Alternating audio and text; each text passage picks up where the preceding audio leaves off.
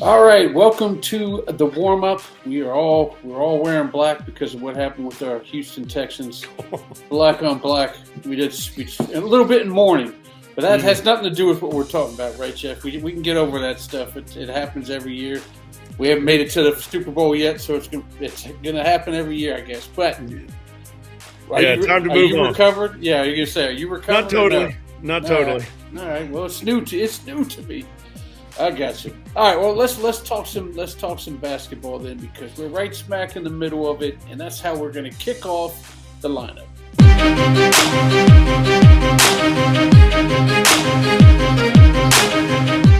Let's start off in 24-6A, where we got those Dickinson Gators. We haven't talked a lot about them this year, but they're sitting there atop of that district, and they got a tough one at Brook this Saturday. Tell me about this game.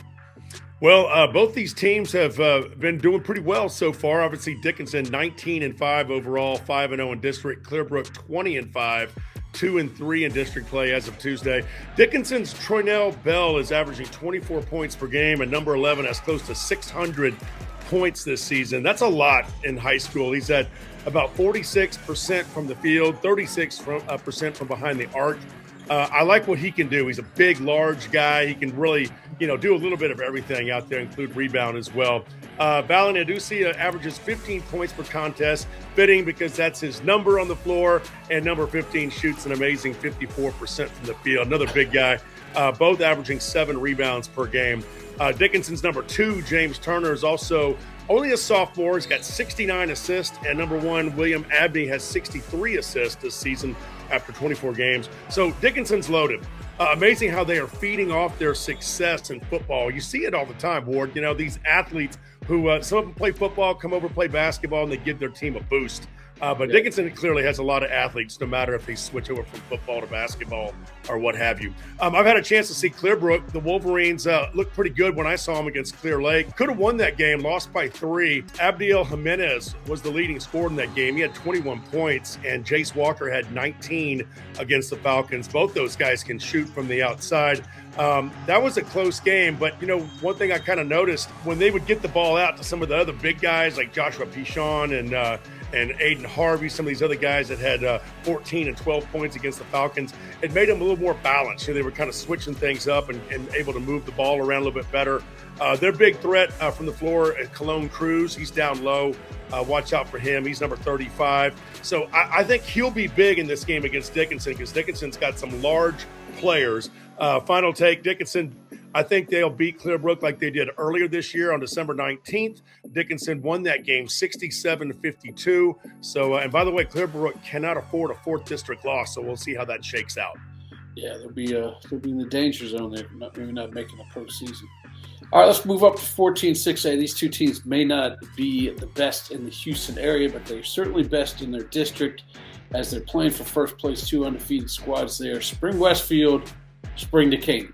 Yeah, both 5-0 in district, both with 14 wins overall. Westfield's Christopher Clay has 12 points per game, about 45% from the field. Trey Kamuch has 11 points per game and 3 assists per contest. And Cord Smith, he's another stud, double digits with 44% from behind the arc, about 6 rebounds per game for a total of 130 this season.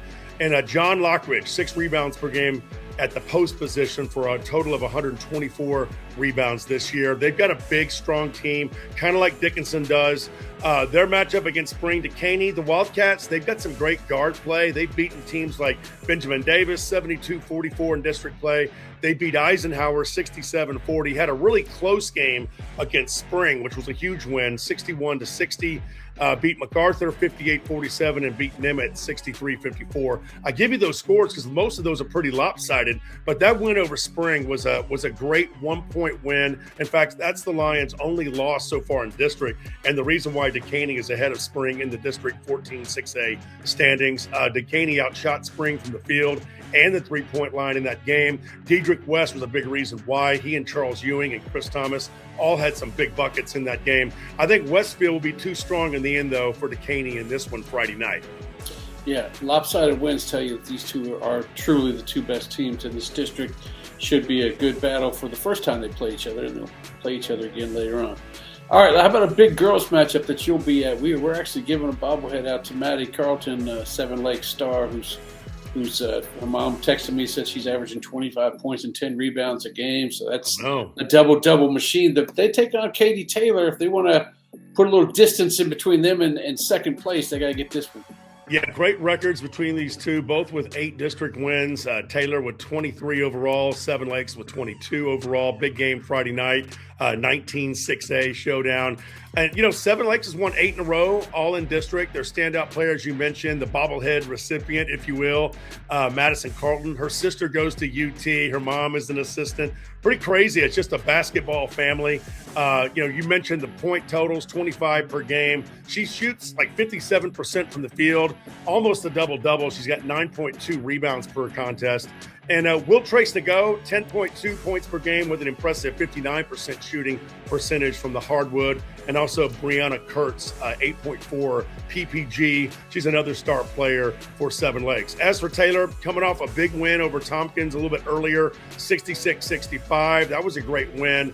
They also had big wins over Pado, Maid Creek, Morton Ranch. They did lose to Seven Lakes, 61-48 earlier this season.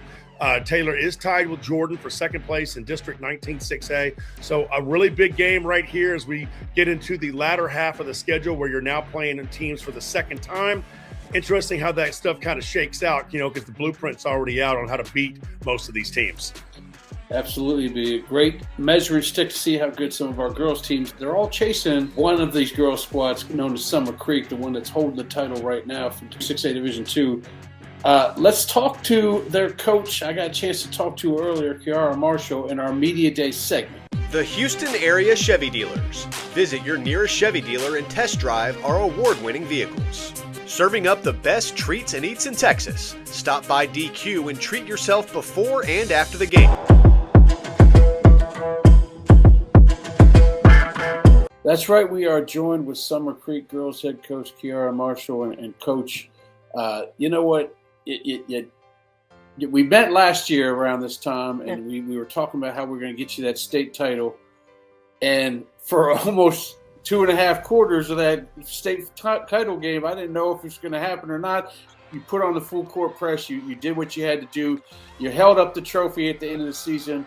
My question to you is having a comeback in a game like that, is that something that you can carry with you not only for this year but maybe years to come, to tell if you're ever in a tricky situation, say, hey, you know what, guys, we've done this before on the biggest stage. We're never out of anything. Absolutely. I think that type of resilience and that type of grit is something that you go into any season trying to preach to your team, but having the actual experience and for them to be able to see it, it just adds so much validity to what every coach, I believe, in the world tries to teach their kids about fighting through adversity, fighting through hard moments, and just showing a great deal of grit and a never quitting attitude. So just being able to have that experience, it definitely gives that motto a strong bouts of validity during that time.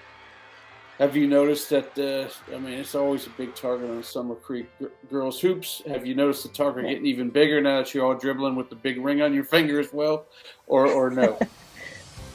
I believe absolutely. I think that we also this year wanted to challenge ourselves and go play anybody, whether it was a top-ranked team in California or top-ranked teams here in Texas. So we really decided to challenge ourselves and put ourselves in situations to where, people looked at that success and really wanted to give us their best shot so that they can also say that they beat a top-ranked team.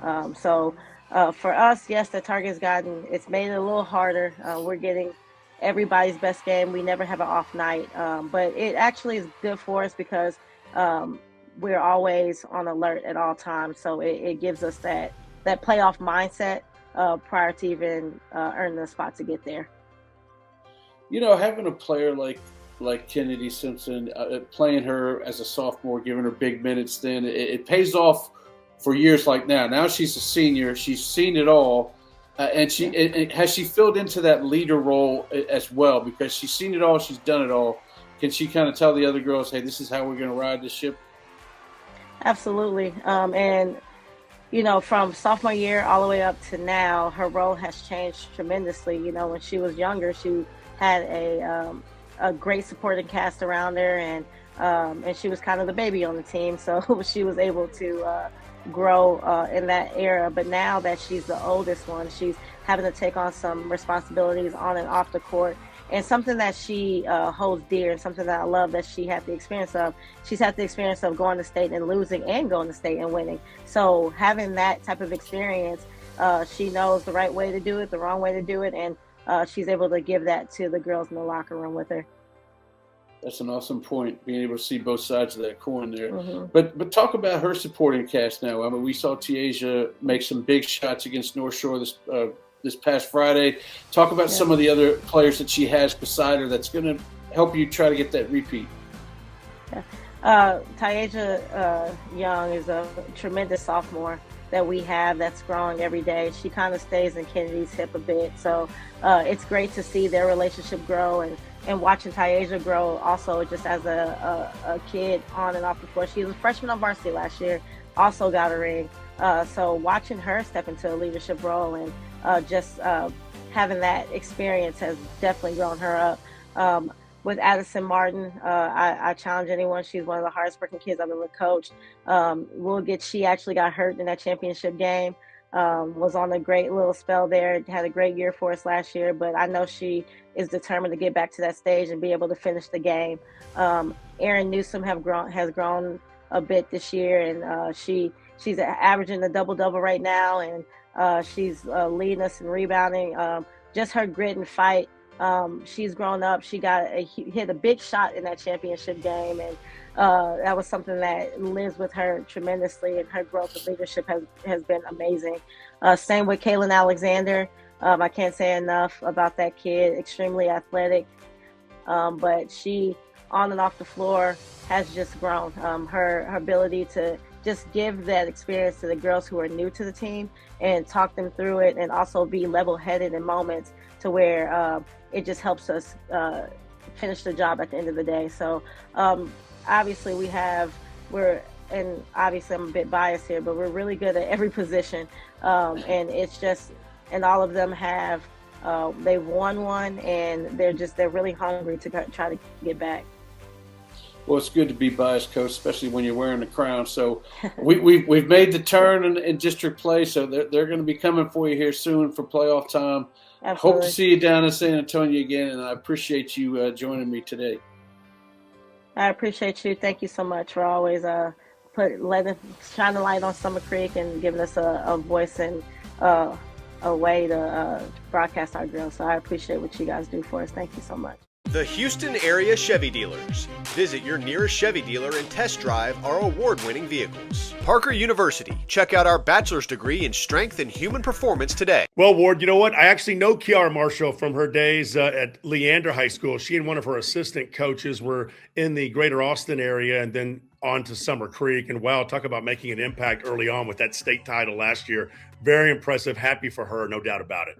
Yeah, they had a big comeback, man. I'm hoping good things for our girls' teams going on from here. Chevrolet's Inside High School Sports is brought to you by Allegro Marinade. Whether you're the family chef, a backyard barbecuer, or a jerky-making genius, maximize flavor and tenderness with Allegro Marinades. You know what? We have an event coming up in North Texas, and a couple of our old Houston guys that have been on this show are going to be there.